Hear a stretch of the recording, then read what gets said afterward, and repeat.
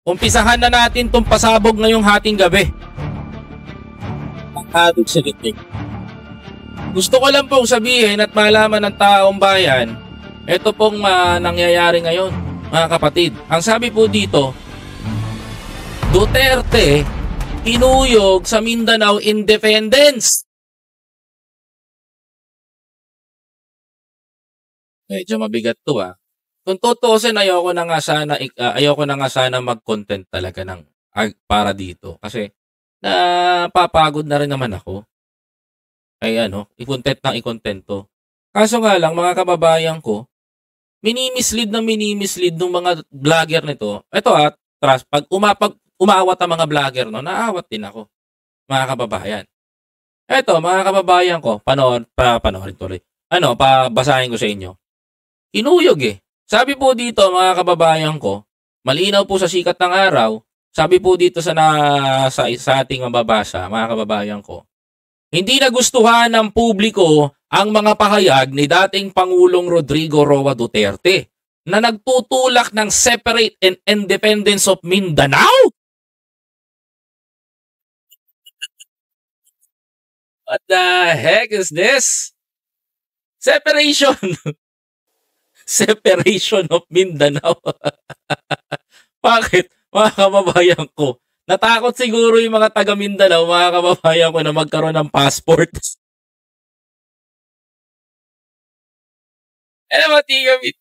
Sa totoo lang if you are true for the Filipino people, mga kapatid, kung kayo talaga ay totoo para sa taong bayan, kung kayo talaga ay mahal nyo ang taong bayan, hindi kayo mag-iisip ng ganito at hindi nyo hahayaan ma-separate ang Luzon, Visayas, Mindanao. Ito sinasabi ko mga kapatid hindi talaga. If I were the president, hindi ko hahayaan yun. At kung malang presidente, bumaba man ako sa pwesto, hindi ko rin hahayaan na ma-separate ang Mindanao sa Pilipinas, mga kababayan ko. Kung tutusin, lahat ng yan, ipinaglaban ng ating mga bayani. Sabi pa dito, mga kababayan ko di sa ating galing to. Katakot-takot na batikos ang inabot nito sa social media kung saan kinestyon ang kanyang ginawa sa loob ng 6 na taon na pagkukulang. 6 na taon ng pagkukulangan. 6 na taon na panunungkulan sa Malacanang para umasenso ang Mindanao. Sa inyo, Tita Judy Basto. Where's Tita Lily and Nanay Carmen? Imagine nyo yan, mga kababayan ko. Maliwanag yan, Maliwanag. Tinatanong na siya ng taong bayan ngayon. Bakit anong nangyari sa Mindanao? 6 na taon kang nanungkulan. Diba? 6 na taon kang nanungkulan, tinatanong ka ngayon ng taong bayan. Bakit? Bakit nga naman?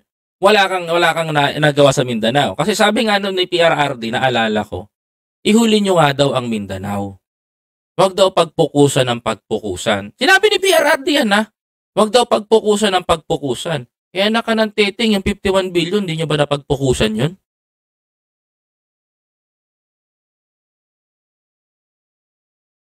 Sinabi ni palusot ni PRRD nun, sa isang media interview, mga kababayan ko, na sinabi ko na huwag pagpukusan ng Mindanao, ihuli na yan. Ang Davao, sorry. Baka sabihin, taga doon siya. Pero mga kapatid, part pa rin ng Mindanao yan andun nga yung 51 billion my God, ilang kung tutusin, ang laki nun. So napagpukusan. Bahala na kayong humusga kung saan napagpukusan. Okay? Sabi pa dito, sa kanyang press conference gabi nitong Enero 30, binunyag ni Duterte na umano'y plano niyang ihiwalay ang Mindanao sa Pilipinas. Mga kababayan ko. Ito pa ang sabi, mag-independence tayo, Mindanao. Kung ganoon ako gusto ko talaga. Gusto ko nang nagsawa na ako sa kwan. Iilang presidente na kasi walang nangyayari sa Pilipinas. Di ba sabi mo nga, Mr.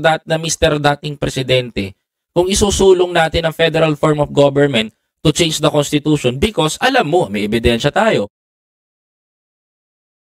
Alam ko, okay, pwedeng mangyari sa bansa natin. May ebidensya ako, ayan, no? Oh, 'di ba? Maliwanag 'to. Want to change the constitution, Oh, ano? do it now. Do it now. Gusto mo rin kasi magkaroon. Totoo naman 'yan, Mr. Ex-President. Gusto mo magkaroon ng makaalis tayo sa bansa natin.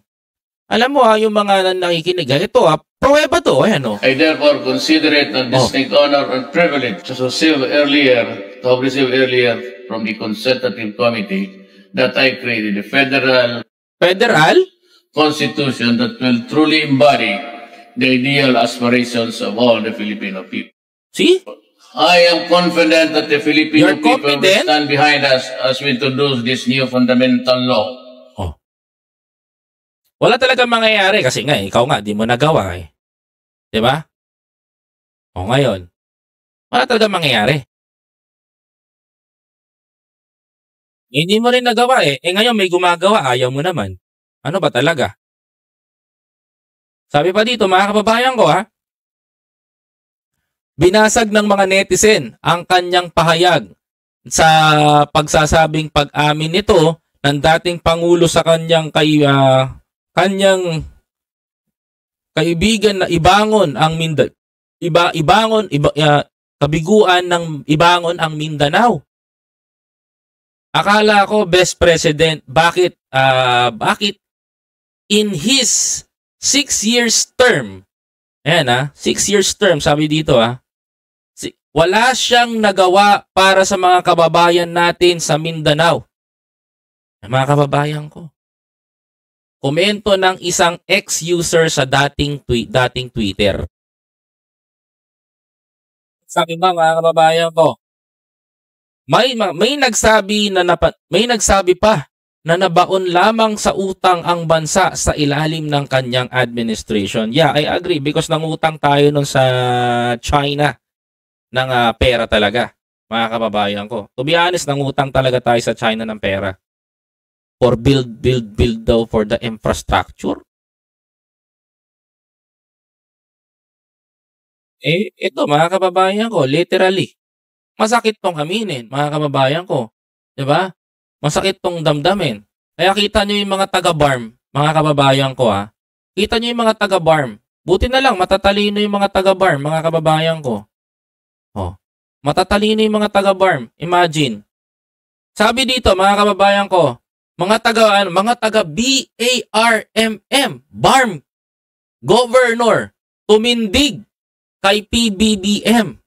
Sabi pa dito, mga kababayan ko naglabas ng pahayag ang mga matataas na opisyal ng Bangsamoro Autonomous Region in Muslim Mindanao, BARM, sa muling pagtitibay ng kanilang pangako sa ganap na pag-unlad ng mga lalawigan sa kanilang nasasakupan. Mga kababayan ko, sabi to inihayag, kami, mga gobernador ng Bangsamoro Autonomous Region of Muslim Mindanao, matatag na naninindigan sa ganap na pag-unlad ng ating mga lalawigan na walang alinlangan sa tinataguyod ng ating pamahalaang pananaw sa paggamit ng malalim na kakayanan at kasaganaan base sa pahayag, mga kababayan ko.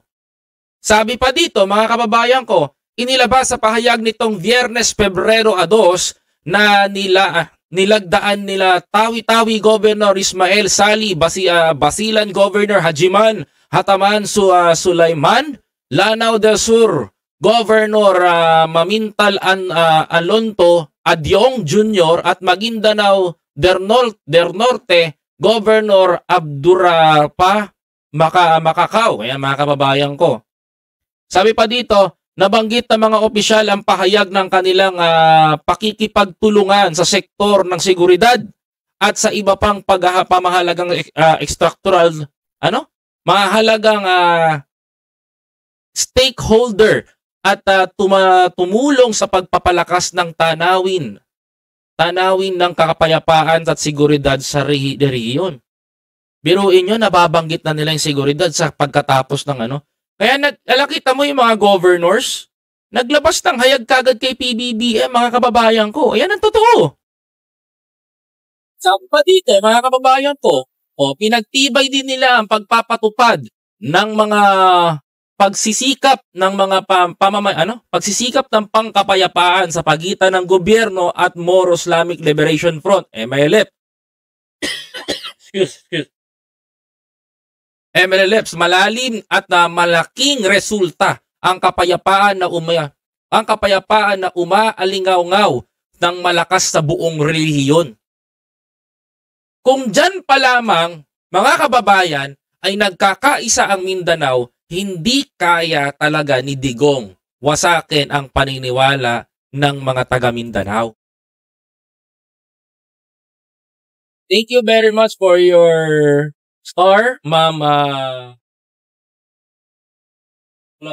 Edge Closen. Maraming salamat po. No? Ito pa, sabi pa ni Pangulo, mga kababayan ko, blasted by the accomplishment, we emphatically promise to our unwavering support to our unwavering support to the ongoing process of implementation of the peace agreement in our province. Sabi pa nga nila, mga kababayan ko, pinasalamatan din ng mga gobernador si Pangulong Ferdinand Bongbong Marcos Jr. sa kanyang suporta sa pagsasakatuparan ng kapayapaan at kaunlaran sa BARM. Mga kababayan ko, yeah, I remember talaga BARM.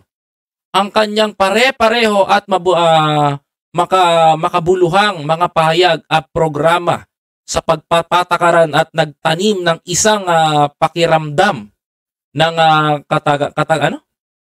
pakiramdam ng katatagan mula sa noong ipinagpalagay ang aming tungkuling na nakasaad sa pahayag, mga kababayan ko. Ang programa ng Bagong Pilipinas ay isang patunay sa kanyang matatag na pangako sa pagtiyak at sa pagtiyak ng pasensya ng gobyerno at nararamdaman sa pamamagitan ng mahusay na paghahatid ng mga serbisyong pangtao, komunidad, dagdag pa nila. Mga kababayan ko, nanawagan rin ng mga gobernador na sama-samang panawagan para sa pagkakaisa ng mga Pilipino upang makamit ng bansa ang layunin para sa kaunlaran, mga kapatid. Sabi pa po dito, ito ay isang sagisag na kolektibong pananawagan sa ating mga nasasakupan at sa buong bansa na humihimok sa katatagan at pagkakaisa upang makamit ang ating pinagsasaluhang adhikain. Ang mga Bangsamoro people ay disiplinado.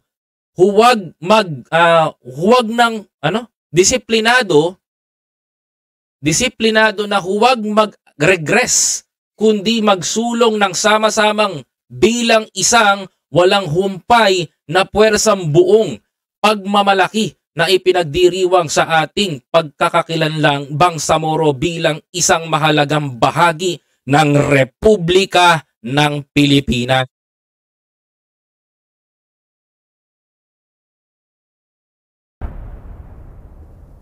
Ngayon, nagsalita ang mga taga Bangsamoro. Kaya pa bang tibagin ni Duterte to, mga kababayan ko? Kung ganyan lang din naman, mga kababayan ko, eto na. Nagsalita na po yung mga taga Bangsamoro. It's very clear. So, ibig sabihin nito, they are not agree to PRRD. Talaga. Diba? Paano sila ngayon ito? Paano sila, lilikas na ba sila dito? Kasi, sa totoo lang, kinukuyog na sila ng kinukuyog sa social media talaga ng mga tao. Kasi hindi talaga gusto, kahit naman ng mga taga Mindanao, imagine mo, nagkaroon ng kapayapaan sa Mindanao. Mga kababayan ko. Biruin mo, kahit si Nur Miswari, ayaw niya na madadaya si Pangulong Bongbong Marcos. Yung Vice Presidente Nunur Miswari, si BBM. Tapos sasabihan mo ng ganyan, ano nangyari sa inyo? Pati yung BARM. Pati si Ahud Ibrahim. Ayaw din sa gusto ni Duterte. What's the reason? 'Di ba? Yan ang rason, mga kababayan ko.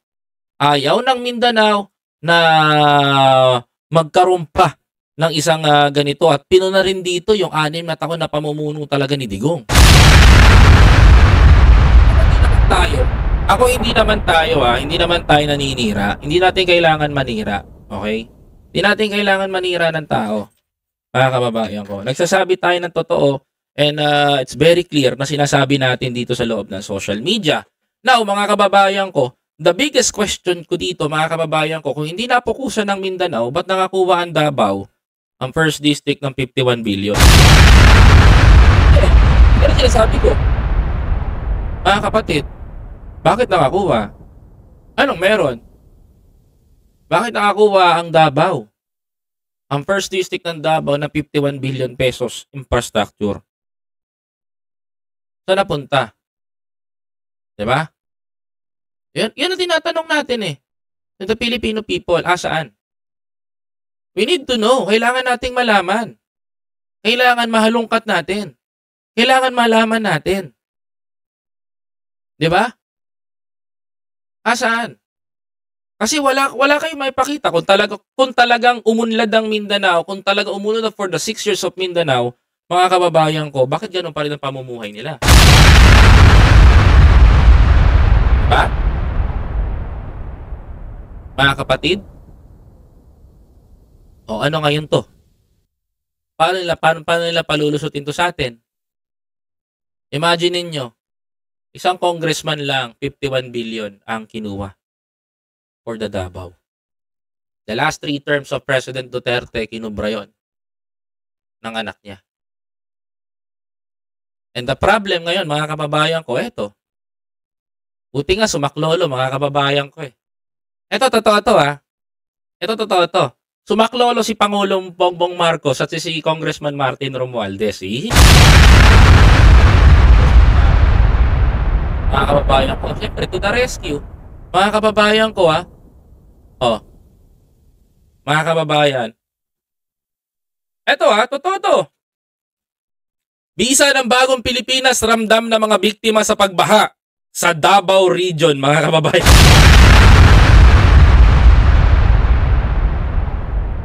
Of course, sakop din dito yung lokasyon nila.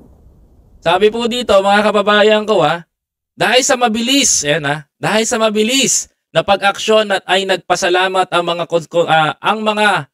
mga kongresista mula sa Davao Region sa tulong na ipinaabot nila Pangulong Bongbong Marcos at House Speaker Martin Romualdez sa mga biktima ng pagbaha sa Davao Region.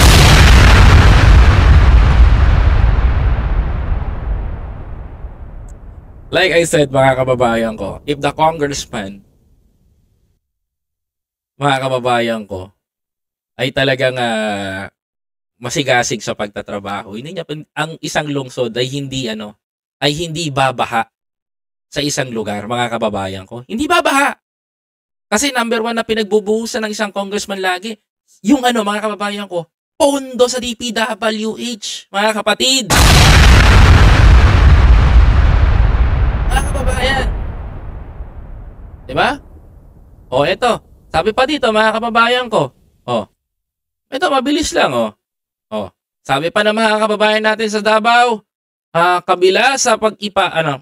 kabilang sa ipinapaabot na tulong sa mga biktima ay ang 51,000 food packs at pag-i-endorse ng 150 milyong cash assistant for correction.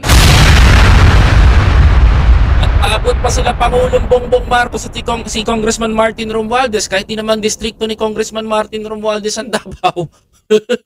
Tingnan nyo, mga kababayan ko, as you can see, nagpaabot ng 51,000 food packs sa mga naapektuhan ng baha. At ito pa, mga kababayan ko, dagdag natin, nagpabigay pa ng 150 milyong cash assistance si Pangulong Bongbong Marcos ang ating gobyerno. Sayang, no? Nawala yung 51 billion. tayo nagsisinungaling, ha? Mga kababayan ko. Oh, sabi pa dito, ayon sa mga kongresista, ang pagtulong sa mga nabiktima ay nagbibigay ng konteksto sa kung anong bagong Pilipinas campaign ng administrasyon ni Pangulong Marcos na nakatuon sa isang all-intensive plan para sa ekonomiya, social transformation sa mga Pilipino at malalapit na gobyerno sa mga mamamayan, mga kababayan. It's very clear, mga kapatid, na sinasabi ito dito. Salamat for 500 stars, Ma'am Mori. Thank you po sa inyo. Si Ma'am Mori Lina ba to? Hello po sa inyo, ma'am, kung kayo po yan. Japanese name eh. Oy, thank you very much, ma'am, for 500 stars. Ayan. Sabi pa dito, mga kababayan ko, maliwanag din po ang liwanag ni Pangulong Ferdinand Marcos Jr. and Ferdinand Bongbong Marcos at ni Congressman Martin Romualdez.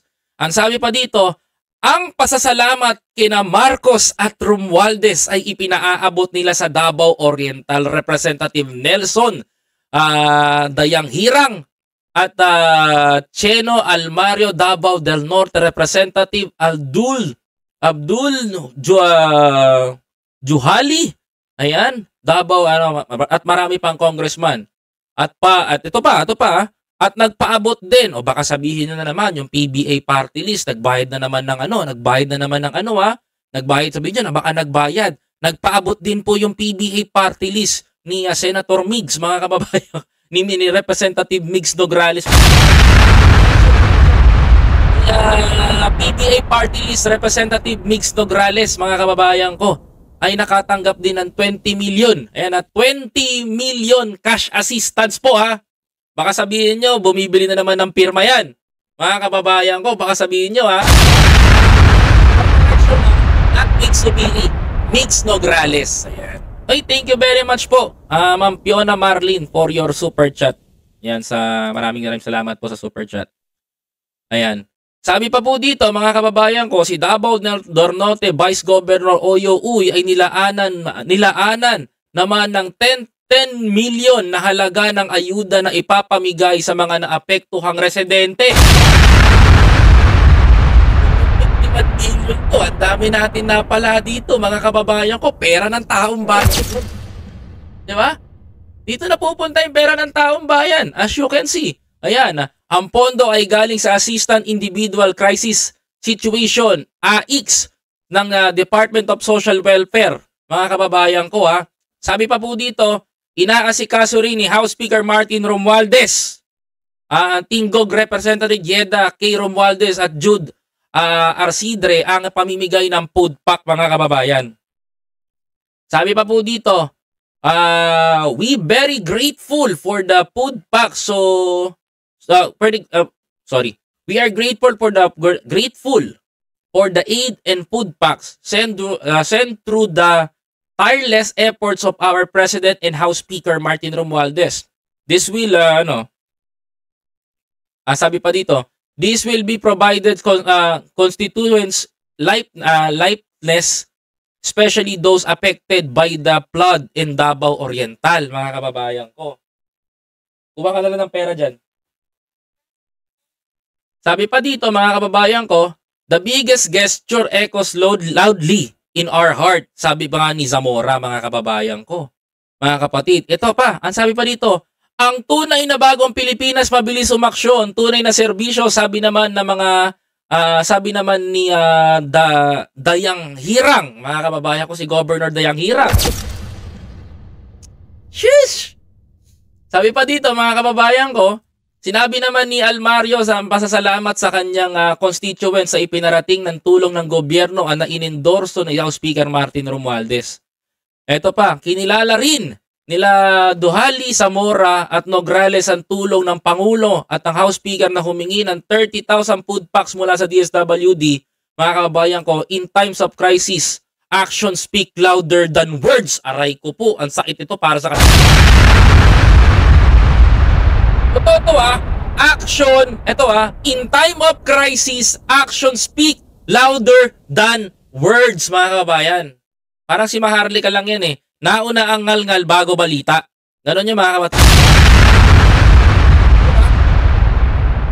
Oh, di tayo nag-ano Thank you for recognizing the urgency and making real difference to our lives, those affected by the flood, sabi pa ni Duhali.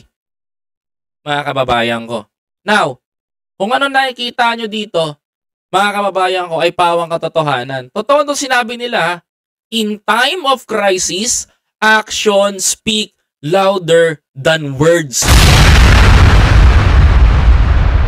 Parang maharlika lang yan, mga kababayan ko eh.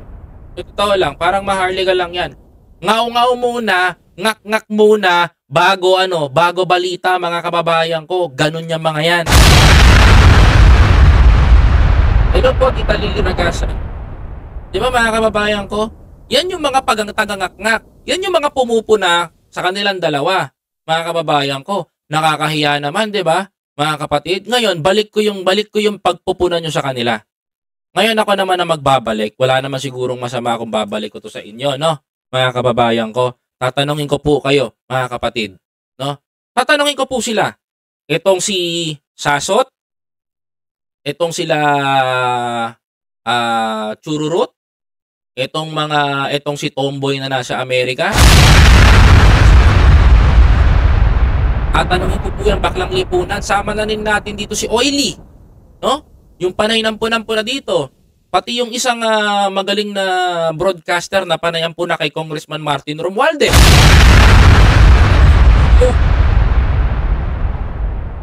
Sa oras ng sitwasyon, nasan po kayo? Tatanungin ko po kayo. Sige po, sa oras ng sitwasyon, tatanungin ko po itong mga to ngayon. Nasaan yung 5 binanggit ko na yan? Nasa social media, nagngangangak-ngak, nagpupuputak sa gobyerno, wala namang nagagawa. Tala, mga kababayan ko, sa oras ng pangangailangan, ang sabi pa nga dito ng isang governor, mga kababayan ko, in times of crisis, actions speak louder than words. Mga kababayan ko, thank you for recognizing the urgency making a difference to our lives, those affected by the flood. Mga kababayan ko, sino ngayon ang totoong may malasakit sa bayan? Sino ngayon ang totoong nagmamahal sa bayan? Yung diktador, yung sinasabihan nyo ng tambalos-los? See? Mga kababayan ko, okay lang sa kanila, sabihan nyo sila ng diktador, anak ng magnanakaw, ano pa, sabihan nyo ng kuting ng norte, ano pa, sabihan nyo ng kung ano-anong masakit na salita, sabihan nyo ng tambaloslos, itong si Martin, mga kababayan ko, okay lang sa kanila, sabihan nyo na lang sila ng ganon. Pero tandaan nyo mga kababayan ko, hindi nyo maitatago yung galing na ginagawa nila ngayon. Action speak louder than words. Kasi yung mga tagangak-ngak, mga kababayan ko, nauuna putak. Okay? Nauuna putak, nauuna batikos, hindi mo na tinitignan yung nagagawa. Diba? May nagawa na yan eh. May magagawa pa. Pinakikinggan nyo si Maharlika. May nagawa ba yun? Kakangakak nun? Walang nagagawa yun. Pumuputak lang na pumuputak yun. Hindi titigil lang kakaputak yun. May nagawa ba sila gagong lipunan? Si Bagoong lipunan? Wala. Mga kababayan ko, pumuputak lang din. Naghahanap ng kita, pambili ng pambayad doon sa papa niya. Kakapost ng kakapost. Kakabanat ng kakabanat. Ano nangyari? Diba? Wala na magawa. Napapraning na. Diba? Itong isa. Nag-aaral dapat sa China. Ano nangyari? Nagdatamakdak pa dito. Tapos meron pang isang vlogger. Dating isko niyan. Ngayon, Duterte na daw siya. Ano nangyari, mga kababayan ko? Nakakatawa, di ba? Balik ko sa inyo yung tanong. Nasaan yung 51 billion? Ba't kailangan pag gumastos ng gobyerno natin ng ganyang kalaking pera kung meron naman perang ganun dapat? This is for the Davao region. Pag sinita kayo, galit na galit kayo. Pag pinutakan kayo, galit na galit kayo, inaawat nyo ako. Ha? Sisitahin nyo ako, pagsasabihan nyo ako. Pag sinita ko kayo, eto nangyayari. Kung parang talaga kayo sa Pilipino, ito titignan ninyo. Diba? Until now, they cannot... Until now, hindi nyo ma-prove sa amin yung 51 billion. Yung 51 billion niya, kailangan ng taong bayan yan eh. Ako nga magbabalik kay Maharlika ngayon ng salita niya. Anong ginagawa sa pera ng taong bayan ngayon?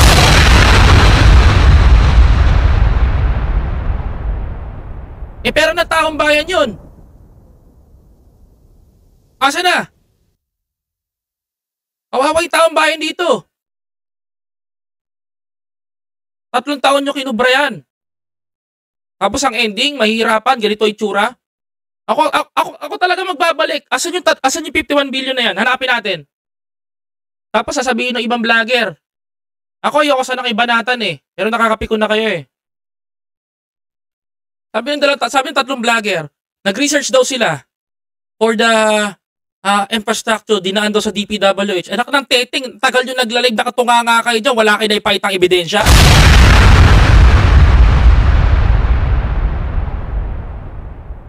Tigis na mga pagmumukha.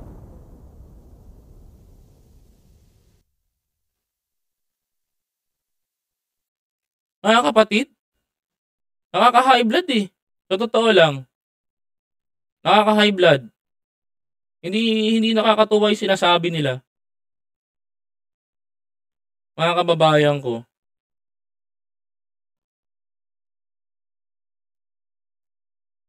Diba? Oh. Sabi dito. Ano to? Anyari?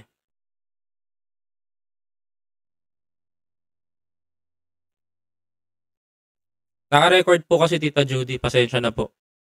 Ganyan talaga yan. Teka nga.